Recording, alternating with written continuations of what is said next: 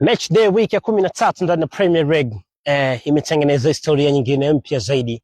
Yes, nimeizungumzia Sunderland na namna ambavyo mimi naifahamu in little bit ni kuhusiana na kile ambacho katika umri mdogo zaidi. Nakumbuka ilikuwa ni msimu mwaka 2007 2008 wa Barclays English Premier League, na huo msimu Roy Keane alikuwa ni moja kati ya coaches wa klabu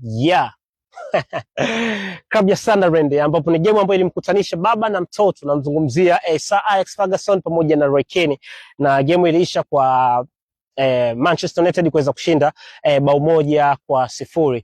Sio mara ya kwanza Ferguson kuweza kucheza na wachezaji ambao waliweza kutengeneza nao heshima kubwa ndani ya klabu ya Manchester United. Mark Hughes ni moja pia kati ya vijana wake ambao wamepita mikononi mwake na akaweza kutengeneza nao baadaye akawa ni washindani wake pia katika technical kwenye mbinu pia za uwanja. Nazungumzia katika English Premier League, by that time ikiwa inafahamika kama Barclays Premier League. Sasa back in ndani ya current situation, kile ambacho wamekifanya Sunderland baada ya kuwa wamepanda daraja.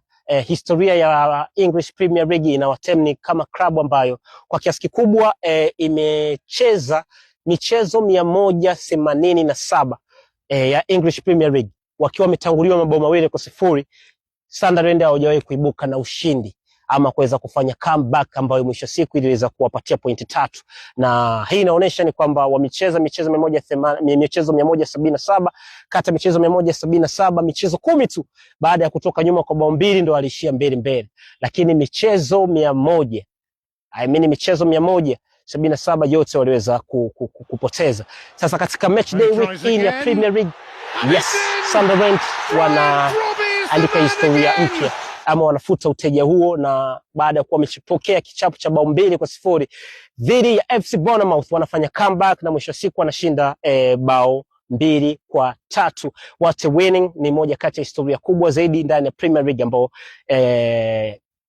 Sunderland ameweza kuifanya, lakini kubwa linalotajwa zaidi ni kuhusiana na signing ya Granit Xhaka ambaye alitoka Bayer Leverkusen na amerudi ndani ya Premier League na alikuwa na represent Arsenal by that time pia, lakini inatajwa kama the best signing pia ndani ya English Premier League, ukiachana na signings zingine pia ambazo zimeweza kufanywa na baadhi ya virabu. Mimi ni Fabian Ndomi the Palmath, mjuzo vitu vingi kwenye inside. Leo tuko na hiyo game 188 baada za Barclays English Premier League.